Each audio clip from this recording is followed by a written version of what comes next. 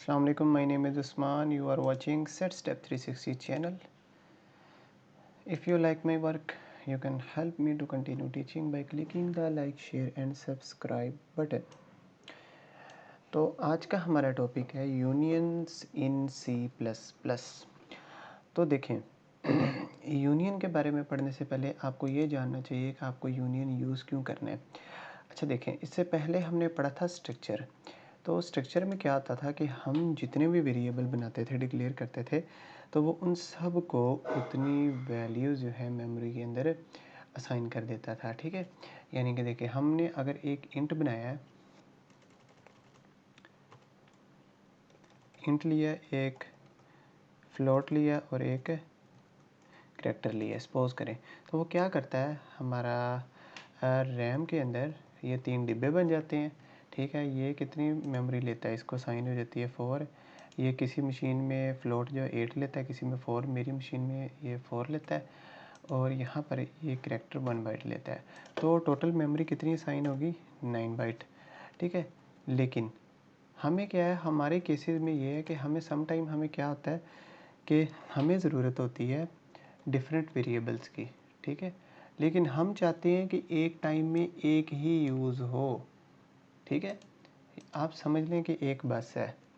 ठीक है, इसके अंदर अब यूनियन के अंदर हम क्या करेंगे कि पहले हम स्ट्रक्चर के अंदर क्या करते थे, सबके लिए मेमोरी एलोकेट हो जाती थी, लेकिन इसके अंदर क्या होगा कि जो ज़्यादा बाइट ऑफ मेमोरी लेता है यूनियन के अंदर, उसके लिए मेमोरी एलोकेट हो जाती है।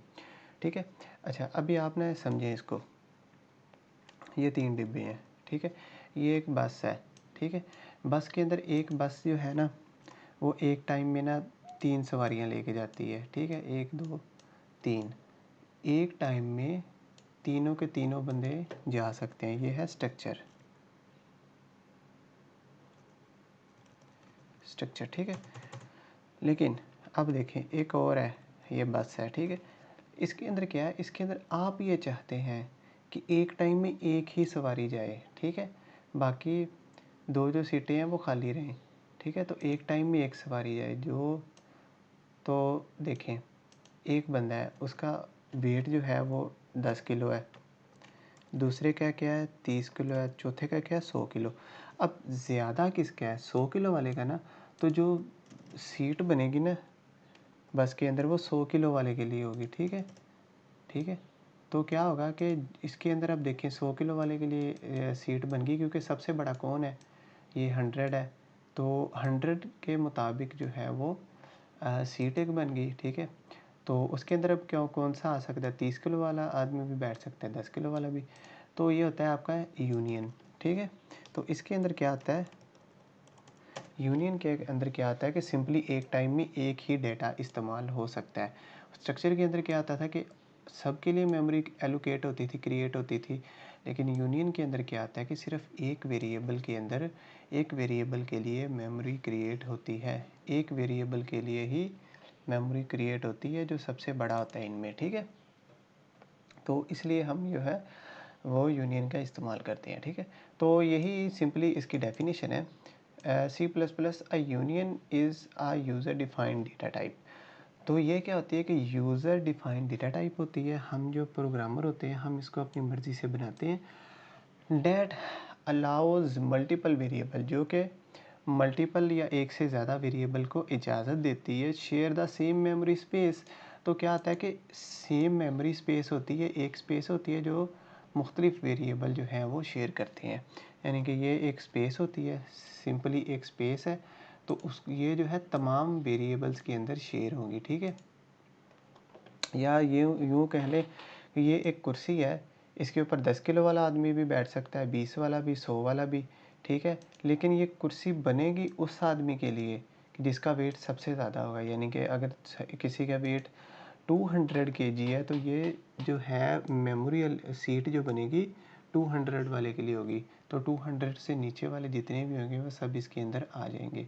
ठीक है, तो इसी तरह ही आप मेमोरी का हिसाब लगा लें कि जो वेरिएबल डेटा टाइप सबसे ज़्यादा मेमोरी लेती होगी, तो उसके लिए ये स्पेस बन जाएगी और उसको बाकी वेरिएबल भी यूज़ कर लेंगे। ठीक है, it provides a way to store different types of data in the same memory location.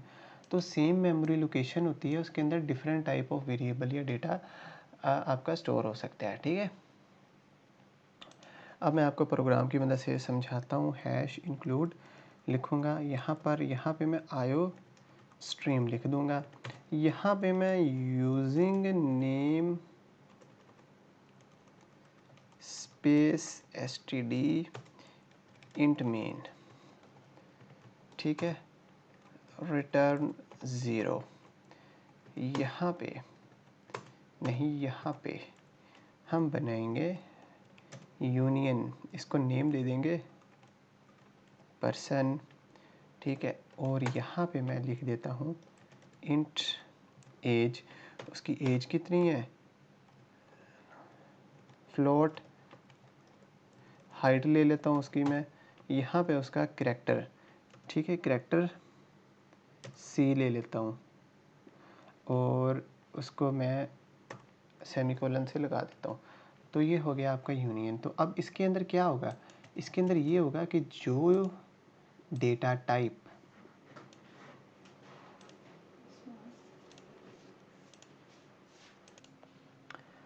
तो अब देखें इंट कितनी मेमोरी लेता है, कितने नंबर ऑफ बाइट लेता है, 4, और फ्लोट भी लेता है 4, ठीक है। तो अगर मैं यहाँ पे एक डबल ले लूँ, डबल DBL कर दूँ, तो ये आई थिंक लेता है 8 बाइट्स, ठीक है। अब यहाँ पे अगर मैं एक करैक्टर ले लूँ तो करैक्टर कितने बाइट लेता है, 1 बाइट, ठीक है।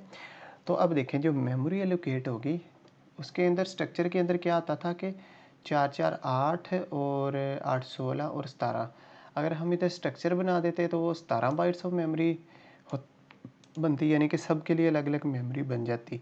लेकिन इसके अंदर क्या आता है कि ये डबल है ना, हमने डबल लिया है और हम इसको यूनियन कर रहे हैं, तो अब ये 8 बाइट जो है ना, सिर्फ 8 बाइट, एक ही 8 बाइट वाला डिब्बा बनेगा मेमोरी के अंदर, और इसको ये इंट भी इस्तेमाल करेगा, इस डिब्बे को फ्लोट भी करेगा और ये करैक्टर भी कर सकेगा और डबल तो फिर ऑफकोर्स कर ही सकेगा ना। तो ये होता है आपका यूनियन, ठीक है। तो अब हम सिंपली क्या करेंगे, यहाँ पे यूनियन लिख दूंगा मैं। यूनियन लिखने के बाद अब यहाँ पे मैं लिख देता हूँ शेयर, शेयर का नेम दे दिया इसको मैंने, ठीक है। और यूनियन के बाद मैंने आई थिंक ये पर्सन भी डालना था, तो इसको यहाँ से मैं कॉपी करता हूँ और यहाँ पर मैं पेस्ट कर देता हूँ। अब देखें शेयर है ये, तो शेयर लिख के डॉट लगाया, तो मैं इधर कर देता हूँ इंट एज, ठीक है। अब इसको मैं कितने वेरिएबल्स हैं, 4 हैं, तो मैं 4 टाइम इसको कॉपी कर लेता हूँ। यहाँ पर एज के बाद करैक्टर कर देता हूँ और यहाँ पर अब क्या है, एज करैक्टर DBL कर देता हूँ और यहाँ पर मैं कर देता हूँ हाइट फ्लोट। तो अब देखें इतना मैंने, अब इसको एग्जीक्यूट करता हूँ तो ये हमारा प्रोग्राम यहाँ तक चल गया है, ठीक है। लेकिन जैसे ही मैं इसको सी आउट करूँगा, सी आउट, ठीक है, यहाँ पर एज, ठीक है, एज लिख रहा हूँ और यहाँ पर मैं कर देता हूँ एज, यहाँ पर मैं एंडल कर देता हूँ। अभी मैं इसको एग्जीक्यूट करूँगा तो आपकी एज जो है वो आ गई है, ठीक है। अब मैंने एज को वैल्यू नहीं इनिशियलाइज़ करवाई, तो इसको मैं वैल्यू इनिशियलाइज़ करवा देता हूँ 100। इसको मैं इनिशियलाइज़ करवाता हूँ करैक्टर ए, इसको मैं डबल है तो इसको मैं करवाना चाहता हूँ 456 पॉइंट कुछ ये वैल्यू, और इसको मैं यहाँ पर देना चाहता हूँ हाइट 6.987, ठीक है। तो अब मैं इसको एग्जीक्यूट करता हूँ तो आपका 100 जो है वो प्रिंट हो के नहीं आया, okay. Share dot S is equal to 100 and L, तो आना तो चाहिए इसको। तो अभी इसको दोबारा से एग्जीक्यूट करते हैं, तो ये फिर भी नहीं आया। ओके, तो अभी हम इसको देख लेते हैं, share dot S and L. Okay okay okay okay, तो मैं क्या करता हूँ, मैं इसको अभी के लिए इसको कॉपी पेस्ट करता हूँ, ठीक है। यहाँ पे मैं करता हूँ शेयर डॉट कैरेक्टर, यहाँ पे मैं करता हूँ शेयर डॉट डबल, यहाँ पे मैं करता हूँ शेयर डॉट हाइट। तो अब देखें, अब जो मैं आपको बात समझाने वाला हूँ, सबसे पहले आपका ये हाइट प्रिंट होके आएगी जो कि है 16.987। तो देखें, सबसे पहला आपके क्या प्रिंट होके आया है, हाइट 6.987। अच्छा, अगर मैं इसको ऊपर कर दूं तो अब देखिएगा, अब एंड पे कौन सी वैल्यू है, अब एंड पे आ रही है डबल वाली वैल्यू, तो अब ये वाली आपकी वैल्यू शो होगी, ठीक है। देखिए, अब आपकी ये वैल्यू शो हो रही है और बाकी ये तीन जो हैं वो रैंडम से नंबर शो हो रहे हैं, ठीक है। देखिए, इधर 100 है, इधर ए है और इधर ये है। अच्छा, अब मैं क्या करता हूँ, मैं करेक्टर को शो करवाना चाहता हूँ। अच्छा, अब आपका ए प्रिंट होके आएगा और बाकी ये जो वैल्यूज़ हैं, बाकी जो है रैंडम नंबर आ जाएगा, कोई बेतरतीबा सा नंबर आ जाएगा, ठीक है। तो ये देखें, ये आपका what's happen this to this, okay. तो ये क्यों नहीं आया शेयर डॉट सी, तो शेयर डॉट सी है, एंडल है, तो आई थिंक ठीक है ये। तो अभी इसको फिर से एग्जीक्यूट करते हैं, तो ये यू दे रहा है। तो अगर मैं इसको यहाँ पर स्मॉल ए कर दूँ अभी के लिए, तो ये हमें वैल्यू दे रहा है, ठीक है, कुछ 6, तो ये हमें शेयर डॉट सी दे रहा है। ओके, अगर मैं यहाँ पर एज कर दूँ, तो अभी जो एंड पे मैं क्या शो करवा रहा हूँ, एज, तो इसको अब 100 वैल्यू देनी चाहिए। तो अब ये 100 वैल्यू भी नहीं दे रहा, तो अगर मैं इसको यहाँ पर नीचे कर दूँ, अभी देखते हैं। तो देखें, ये आपकी 100 वैल्यू आ गई है, ठीक है। और बाकी क्या है, ये तीनों जो हैं आपके रैंडम नंबर आ गए हैं। तो अब मुझे क्या शो करवाना है, करैक्टर को नीचे लेके आया और यहाँ पर इस करैक्टर को भी नीचे। तो अब देखें, आपका जो कैपिटल ए डाल देता हूँ इधर में, कैपिटल ए, तो अभी ये आपका कैपिटल ए शो हो जाएगा और बाकी जो है वो रैंडम नंबर शो हो जाएंगे, ठीक है। इसी तरह से आप कोई भी वैल्यू जो है, सिंगल वैल्यू, उसको शो करवा सकते हैं, ठीक है। तो आई होप सो कि आपको लेक्चर की समझ आई होगी। तो यूनियन इसीलिए इस्तेमाल करते हैं कि अगर हम किसी एक सिंगल वैल्यू को अपने प्रोग्राम के अंदर शो करवाना चाहते हैं, तो हम यूनियन का इस्तेमाल करते हैं, जो कि एक टाइम में एक ही वैल्यू शो करवाता है।